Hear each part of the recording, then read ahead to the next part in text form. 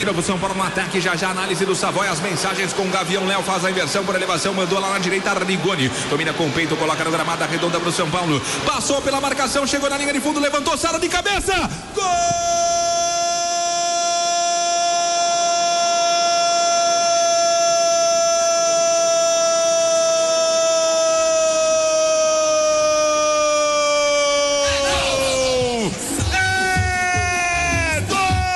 São Paulo!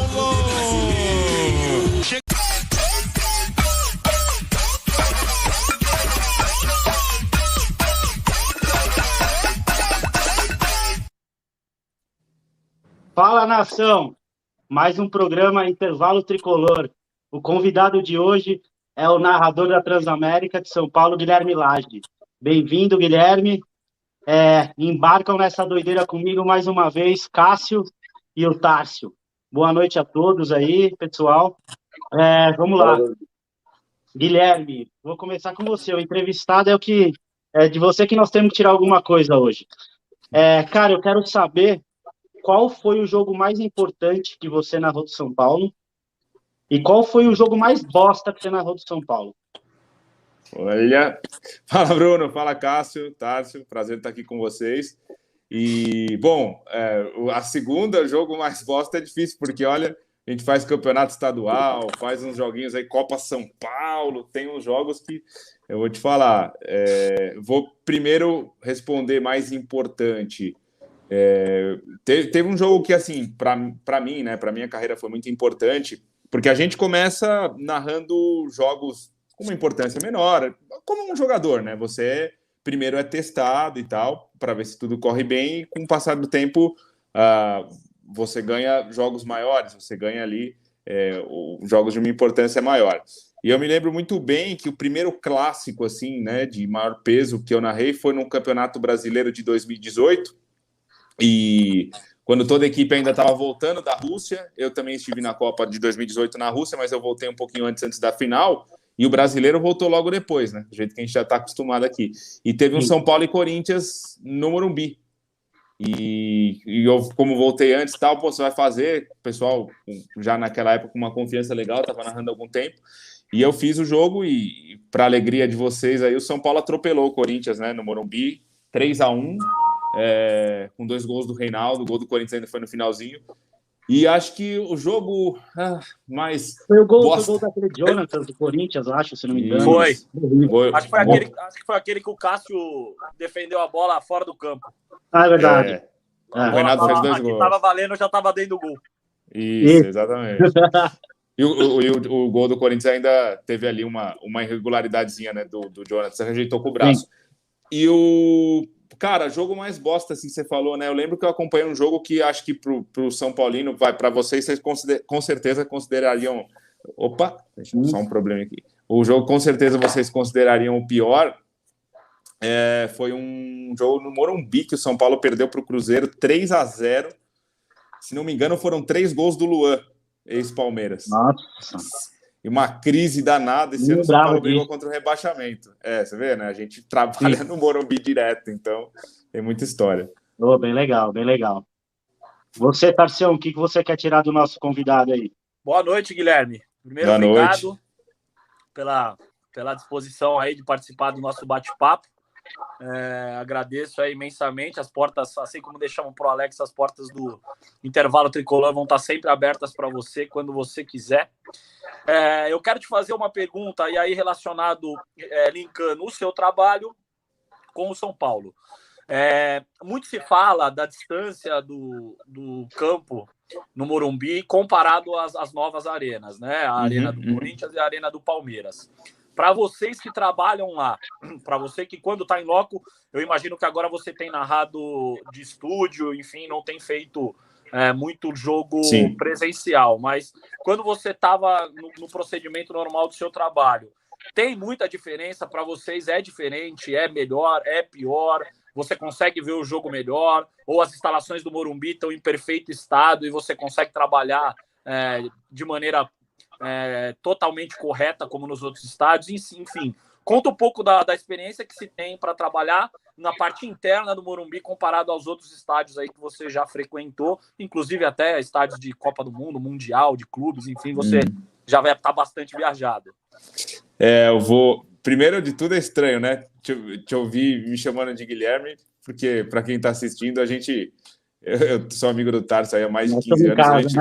A gente estudou junto aí no colegial e tudo mais, e mais de 15 anos que a gente se conhece. Eu preferi não falar o apelido. Mas quando vocês precisarem, a gente está à disposição. Eu vou falar uma coisa para vocês, parte técnica, tá? E também posso falar assim, na questão, você falou de distância, eu posso falar na questão que eu acho até de pressão, de torcida, porque antes de narrar, eu também trabalhei como repórter atrás do gol, então também tenho uma impressão sobre isso. Mas respondendo a sua pergunta na questão, na parte técnica, né, de narrar, eu sinceramente prefiro os estádios antigos. Vocês podem achar que é besteira, e não é nem coisa assim, é raiz, não é isso não. Vou explicar. No Morumbi você tem uma visão central ali na cabine, né? O São Paulo é um clube que, desde que eu comecei, né, a trabalhar com jornalismo lá em 2008, São Paulo é um clube que trata muito bem a imprensa. E eu não estou falando não é questão de lanchinho, esse tipo de coisa, é de condição, a maneira como eles te atendem, entendeu? O que você precisa, tá aqui e tal.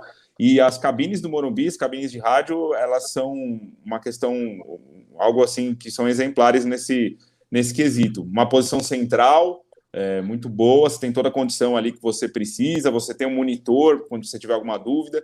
E eu vou falar para vocês, as novas arenas não tem isso, amigo. As novas arenas do Corinthians, do Palmeiras, do Corinthians, você fica lá no 9º andar, assim, é uma visão aérea, exige muito mais do narrador. Então, o Morumbi, para você transmitir um jogo, é um dos melhores estádios que você tem aqui em São Paulo. Legal. Reforçando aí o que o Guilherme falou, nós estamos em casa aqui, né? Nós somos amigos, né? Você já foi meu treinador, né, Bruno? Se conhecemos há bastante tempo, então acredito que o Cássio vai arrancar alguma coisa legal sua aí, viu? Se prepara, tá? Não vai dar moleza, não. Fala, Guilherme. Prazer aí falar contigo. A gente também já teve a oportunidade de resenhar sobre futebol algumas vezes e é sempre bom demais. Cara, eu queria que você falasse um pouco pra gente sobre os bastidores aí de ser um narrador de futebol. Primeiro, como que para você ser um narrador de futebol? Você tem um time de coração, você revela o seu time de coração, para quem você torce, quando o seu time está jogando, você sente diferente ou você é totalmente profissional no momento que está lá na narração? São várias perguntas, a mesma pergunta, né? Você é um cara que também joga futebol, qual é a sua posição no futebol? É um cara que vive, respira futebol mesmo, e no momento da narração, o pessoal todo lá envolvido, por exemplo, vocês trabalham lá na Transamérica com o Ronaldo Giovanelli, né? E, enfim, ele é um torcedor também durante a transmissão, durante a participação aí nos programas e tudo mais, ou é tudo um pouco mais fantasioso na hora que está trabalhando, tudo muda de figura, você é 100% profissional, tanto você quanto toda a equipe, né, que está trabalhando numa partida de futebol. E se você tem algum ritual também, quanto tempo que você chega antes do jogo, como é que funciona isso? Se você, de fato, como na legenda está dizendo aí, não pode respirar 1 minuto e assim vai acontecendo, senão você perde um lance. Enfim, fala um pouco pra gente dos bastidores do narrador de futebol, mas puxando pro lado, assim, um pouco mais pessoal. Anotou tudo? Vamos lá. Anotou? O que pega o caderno e anota. Ele vai cobrar, hein? Ô, Cássio, não fica bravo comigo, mas você lembrou muito o Neto agora. É o Neto que faz essas 15 em 1, 15 perguntas em 1. Eu comecei fazendo produção para o Neto, então eu sabia. Ele fazia 15 perguntas em uma. Vamos lá. Tentar te responder tudo. Se eu esquecer alguma coisa, você pode me lembrar, pode me cobrar aí. Beleza, bora. Na questão... Já joguei bola, sim. Já joguei, né? Porque hoje em dia tá difícil aí com pandemia e tudo mais. Era um goleiro bem meia-boca. Mas... Melhor que o Volpe? Não. Aliás, o pessoal tem mania. Isso é uma briga que eu tenho, viu? O pessoal tem mania, apresento o programa também, e o pessoal fica mandando mensagem. Não, porque o meu primo, meu irmão, isso é melhor que Volpe e tal. Eu vou falar uma coisa, amigo. Vai pegar no gol de campo, vai tentar... A gente acha que não, mas você pega um goleiro que tem um pouquinho menos de noção, né? São Paulo enfrentou aí o 9 de julho da 4ª divisão. Pega um goleiro de 4ª divisão, você vê a diferença para um goleiro profissional. Mas, respondendo aí as suas perguntas, na questão de time, eu tenho sim o time do meu coração. Eu não falo, né? Eu brinco que eu torço pro Juventus e tal na rádio. O pessoal fica bravo, pega no meu pé. Mas eu não falo porque eu acho que, sinceramente, uma opinião minha, assim, eu acho que muita gente aqui no Brasil não está preparada ainda, eu digo público, tá? Não está preparado para lidar, de repente, com isso. Muita gente vai achar que você não tá, vai desconfiar do seu trabalho, do seu profissionalismo. Essa é uma coisa que eu não gosto. Eu, sinceramente, eu quero ser capaz de entrar no meio de qualquer torcedor, ou seja, eu posso ser chamado para uma live de torcedores de outros times também, e quero conversar de outros times com outros torcedores sem que eles me olhem torto, sem que eles achem ruim. E, infelizmente, eu acho que isso aqui no Brasil a gente ainda não chegou nesse ponto. Pode chegar, mas por enquanto eu acho que não chegou. Você perguntou do Ronaldo. Cada um tem seu estilo de trabalho, né? Então, assim, tem gente, sim, que revela o seu time, mas é super profissional. Tem gente que parte mais para uma área de torcedor, que quer comunicar mais com o torcedor daquele time, e naturalmente você vai acabar fechando um pouquinho a sua porta com torcedores de outros times. É uma opção de cada um. Eu respeito todas. A maneira que eu prefiro conduzir minha carreira é podendo comunicar com torcedores de todos os times, né? Questão de ritual que você perguntou.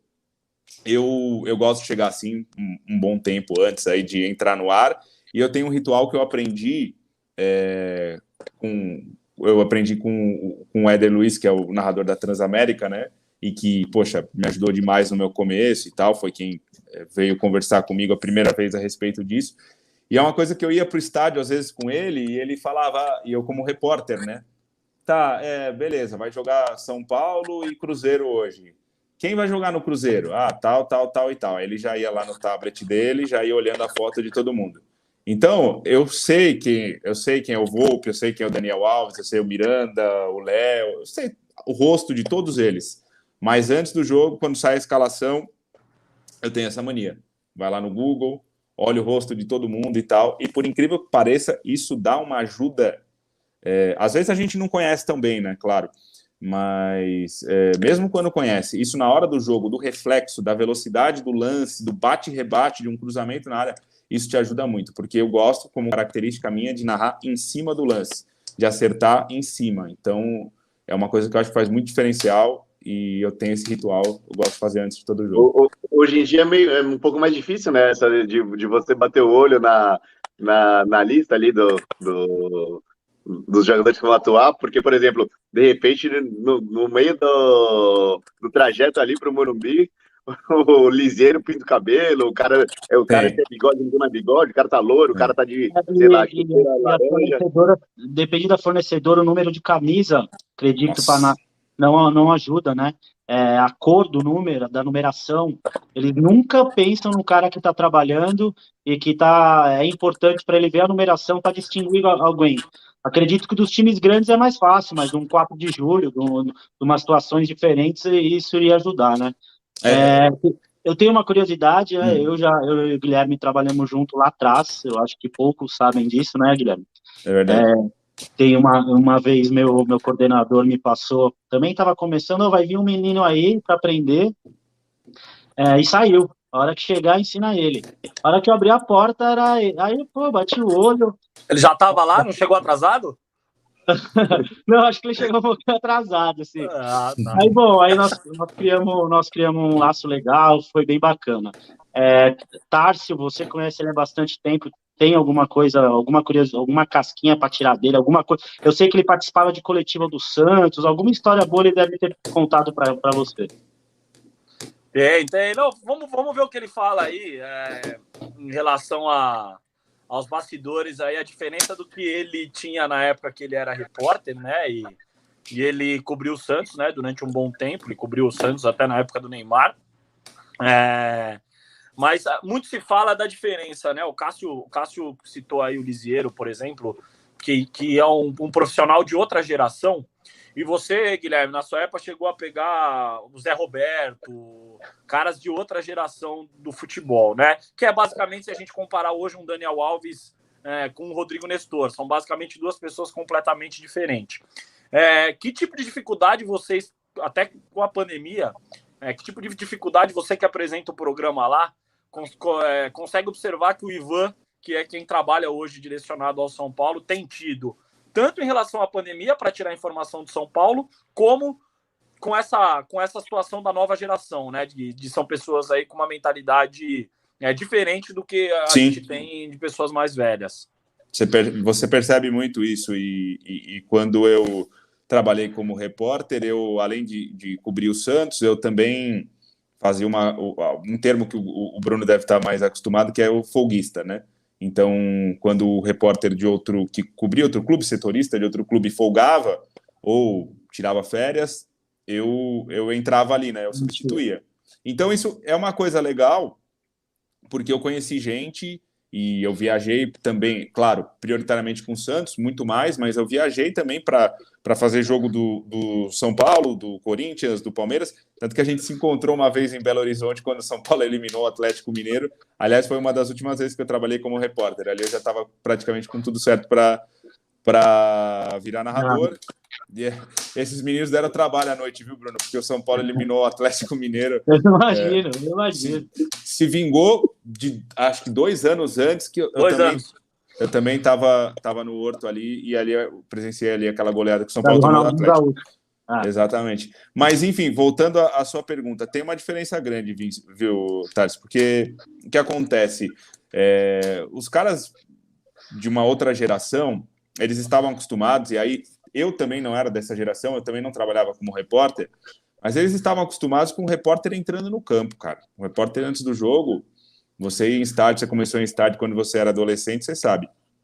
Os repórteres entravam no campo, inclusive os de rádio, para entrevistar jogador, era uma coisa comum, né? Eu ouço história de repórter mais antigo, de jogador famoso, tá? Tinha aquela lei do passe, então o cara não conseguia ir para onde ele queria. Quando acabava o contrato, chegava em mim e falava, chegava no repórter, né? Falava, meu contrato tá acabando, dá um toque aí em mim e tal, que eu vou te dar uma resposta boa, tal, né? E, cara, hoje isso mudou muito. E não é nenhuma crítica, tá? É constatação. Hoje mudou demais. Questão de assessoria de imprensa, também respeito o trabalho dos caras, os assessores de imprensa, muitos tentam ajudar e tudo mais, mas mudou demais. O atleta é muito mais blindado. E eu acho, assim, muitas vezes o torcedor tem bronca da imprensa, então ele meio que, então tem que falar mesmo e tal. Mas isso acaba acontecendo que a coisa chega sempre de uma forma muito igual para o consumidor, para o torcedor, para o ouvinte, para o telespectador. A entrevista é sempre muito igual, parecida. Por isso que é legal quando tem alguns torcedores que fazem um material diferente, como vocês fizeram, por exemplo. Entrevistaram o Alex, né? Eu vi a entrevista do Alex Bruno.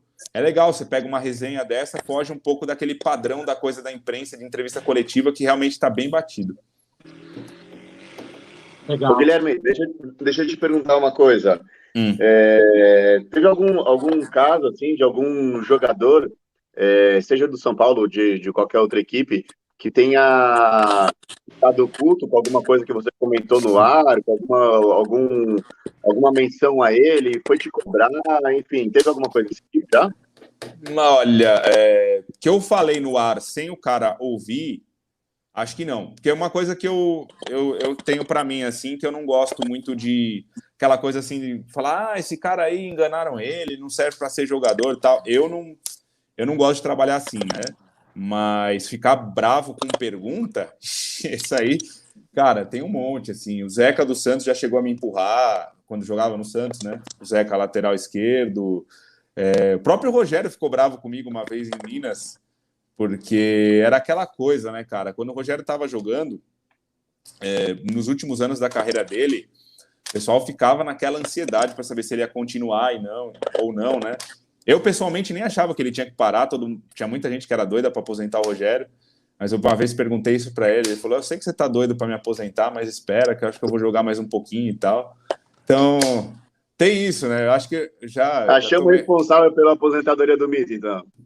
Pô, se dependesse de mim, ele teria jogado até os 45 anos, porque eu acho que o Rogério jogou muito bem. Eu, como goleiro, como alguém que brincava no gol, acho que muita gente implicava com o Rogério, cara, porque depois vocês viram, né? Quem que pegou melhor aí que o Rogério nos últimos anos de carreira dele, dos goleiros que vieram depois? Qual foi a lista? Renan Ribeiro, Denis, Sidão, Jesus amado. Vocês preferiam o Denis, o Renan Ribeiro ou o Rogério no último ano de carreira? Acho que o Rogério até hoje, né? Ele precisa voltar. Não, tem aquela partida no Chile do Rogério, ele já era um senhor. Ele já era um senhor. Monstruosa. Tem um amigo nosso, Felipe Quina, até, né? Que ele sempre lembra desse jogo, cara. E ele já tinha o quê? 38, 39 anos, cara. E o São Paulo tomou 4 gols, né? Esse amigo em comum nosso não esquece, né, esse jogo. Ô, Bruno, eu até costumo falar, eu brincava com um santista lá da rádio, e o pessoal ficava falando no ar, né? Mas tá vendo? Não desenvolve um reserva pro Rogério, porque ele não deixa jogar e tal. E na época o Vanderlei, acho que era o goleiro do Santos, falava, tá bom, mas o Vanderlei também já é um pouco mais experiente. Você não acha que ele tem que deixar o Vladimir jogar também? Deixa o Vladimir jogar, vai deixar, né? Os torcedores dos outros times achavam que o Rogério não tinha que jogar. Os São Paulinos, não. Cara, é uma fase bem complicada de você saber decidir se é hora de parar, se não é hora de parar, ainda mais para um ídolo, né? Ainda mais pro é muito complicado tudo hoje em dia com esse monte de rede social, um monte de opinião, a molecada lascando o pau, vídeo para todo lado. Se você absorver tudo, você fica maluco, né, cara? É isso. Eu vi uma entrevista do Pablo aí recentemente que ele falou, e ele tá certinho, eu acho, que ele não se liga, cara. Ele não se liga. Se você for querer ficar... Até eu, tá? Assim, numa escala 1000 vezes menor do que um jogador. Mas se você for ficar mudando o seu humor por cada opinião que você vai receber, você vai viver inferno, céu, toda hora. Isso aí não faz bem para ninguém. E deixa eu te fazer uma pergunta. Eu te acompanho diariamente, né? Não só na rádio, mas ao vivo. E eu queria... Cara, eu vou tranquilo, eu tô tranquilo. Eu queria que você do meio, que já viu muitos times em campo, enfim, acompanha. Você sabe a minha opinião, né? Que eu acho que tem bastante torcedor que entende assim como profissional da imprensa e vice-versa. Eu não acho que o cara, para entender mais ou entender menos, ele tem que estar dentro da imprensa ou vice-versa. Concordo. Eu acho que quanto mais você acompanha, mais você consegue entender o jogo. E o que você vê de diferente nesse time de 2021 do São Paulo para os outros times que você tem acompanhado? E aí, positivamente, negativamente, qual que é a sua visão aí como profissional de imprensa, mas também como um cara que gosta de futebol e que acompanha futebol? O São Paulo saiu da fila aí esse ano com o título paulista. O que você viu que é totalmente novo para ter acontecido a gente ter ganhado um campeonato depois de tanto tempo? Primeiro dizer que eu concordo totalmente com você. Eu acho que essa coisa assim de porque fulano da imprensa é especialista, cara, futebol não é assim. Acho que futebol cabe diversos tipos de abordagem, da abordagem mais do torcedor até aquele cara que estuda mais. Respeito todas e acho que essa coisa, não, porque o cara é da imprensa, ele sabe mais do que o torcedor. Olha, eu vou falar uma coisa, a gente tem que cobrir, eu tenho que fazer jogo de todos os times, né? Então, muitas vezes, eu não consigo ver o jogo do São Paulo, eu não consigo ver o jogo do outro time, do rival aqui de São Paulo. Então, é óbvio que vocês, como torcedores, que sempre assistem com atenção todos os jogos, praticamente, claro que vocês vão saber provavelmente mais do que muita gente da imprensa que tem que cobrir vários times. Isso aí isso é besteira. Em relação ao São Paulo atual, é estranho, né? Eu acho assim, o que tem de especial que vários times recentes do São Paulo não conseguiram bater campeão. Eu não acho que tem tanta coisa assim diferente. Não sei se vocês vão concordar comigo. Eu não acho que acho que muitos dos times recentes do São Paulo, especialmente em torneios de mata-mata, assim, eles não passaram tão longe. São Paulo viveu uma fase aí que, de repente, alguma coisinha, né? Vamos citar aqui, por exemplo, o São Paulo do Bausa, que não era nada longe de ser brilhante, na minha opinião. Só que é um time que eu acho que passou perto de ser campeão, cara. Passou perto de ser campeão e o São Paulo estava com uma maré de azar, assim, que virava a chave num jogo, como aconteceu com o Atlético Nacional no Morumbi, e isso acabava determinando muita coisa. E aí sim pesava o lado psicológico da fila. Quando acontecia alguma coisa, né, um detalhezinho ruim desse, acho que aí sim você sentia pesar o lado da fila nos jogadores, e a coisa começava a desandar, como foi no Brasileiro de 2020, né, com o Fernando Diniz. E eu acho que com o Crespo, o grande mérito dele foi perceber que a terra não estava arrasada, longe disso, que aquele time tinha passado perto de conquistar um título brasileiro, conseguir dar sequência nos pontos positivos e também consertou alguns pontos que, né, o São Paulo estava escorregando. A própria questão de saída de bola, tão discutida, e que tanto torcedor fica bravo com o Diniz, acho que o Crespo soube ali, de alguma maneira, o São Paulo não abandonou totalmente esse estilo, mas ele joga de uma maneira mais segura e que sofre menos, né? Não sei se vocês concordam comigo, mas acho que hoje o São Paulo sofre menos, mas ele também não deixa de tentar sair jogando. Ajudou nisso aí também, né? Acho que sim, eu concordo. Tem muita segurança nessa parte defensiva. E eu acho que... Mas hoje você vê, por exemplo, né, Cássio, o Volpi, que em algum momento sofreu ali, né? Teve aquele jogo contra o Ceará no Brasileiro, do ano passado, que ele perdeu a bola e tomou um gol.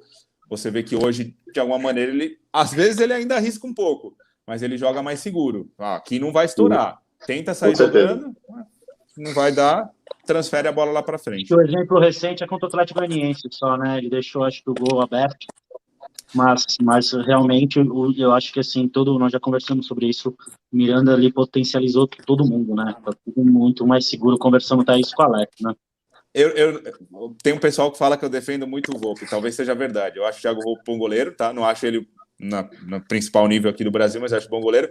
Mas o Tarso jogou futsal aí na carreira dele, talvez ele concorde comigo, que eles treinam isso, né? O goleiro ser opção de passe, então o Volpi estava... Sim. O Volpi estava fora do gol, ele deu um passe ali que ele meio colocou o zagueiro em perigo, né?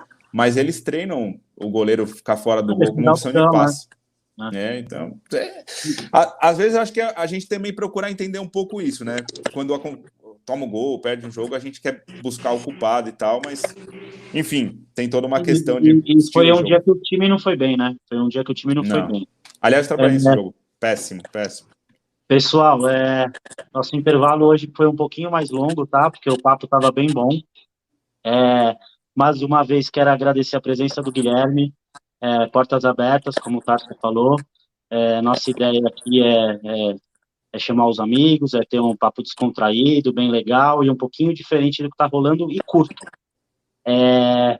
Não esqueçam de seguir nosso canal aí, se inscrever no canal, ativar o sininho de notificação. E até a próxima, tricolores. Vamos lá. Um abraço. Obrigado, Guilherme. Valeu pela presença. Valeu, rapaziada.